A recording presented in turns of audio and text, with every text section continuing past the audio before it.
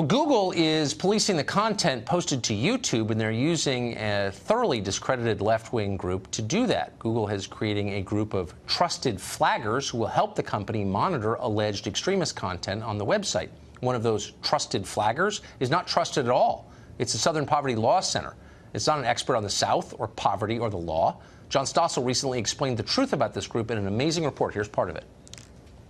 The Southern Poverty Law Center, based in that building in Alabama, calls itself the premier group monitoring hate groups. Looking at their map of such groups, you'd think America was consumed by hate. I once believed in the center's mission. Well-meaning people still do. Apple just gave them $1 million. But what donors don't know is that today the center smears people who don't deserve to be smeared.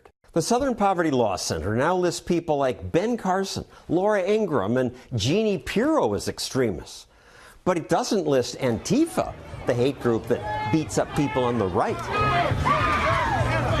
The center's become a hate group itself. It's now a left-wing, money-grabbing slander machine. It's a hate group. It is a hate group, too. Let's just be honest about that. Eric Schiffer is a tech entrepreneur, and he joins us tonight. So, Eric, you follow this stuff closely. How did the Southern Poverty Law Center, which is wholly discredited and wholly political, wind up policing content on the most powerful company in the world? How'd that happen?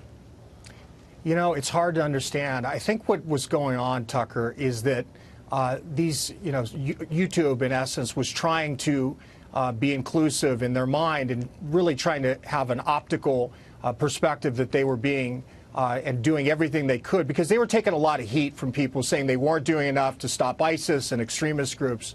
Right. So that's what led to this. But it's just too far. I mean, I can't imagine how they can have this group. And really, in my opinion, more should be done, and a lot more. So, I mean, for people watching at home who think that Southern Poverty Law Center sounds like a legitimate group, give us an example of the people or movements or websites they have deemed out, beyond the pale, haters, extremists. Who have they called that? Well, I mean, Laura Ingraham, Ben Carson. I mean, so you've got conservative figures that they are labeling, and I think it's gone too far. Really, in my opinion, that YouTube should fire Southern Poverty immediately from all YouTube monitoring, because it's an outrage. I mean, to have the possibility of an anti-conservative hitting delete for partisan reasons or on any content that's relevant to patriotic Americans.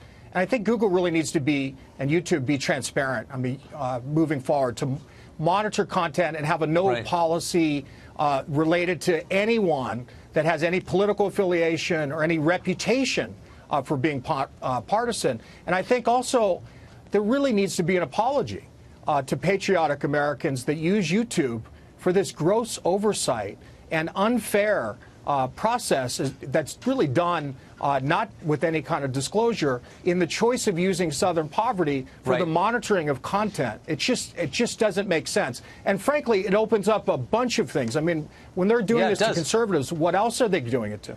Well, that's a great question. We don't know because, of course, it's totally opaque. And by the way, whatever happened to saying what you think is true, even if people don't like it? But I guess that's passé. Eric, thank you. It's great to see you tonight.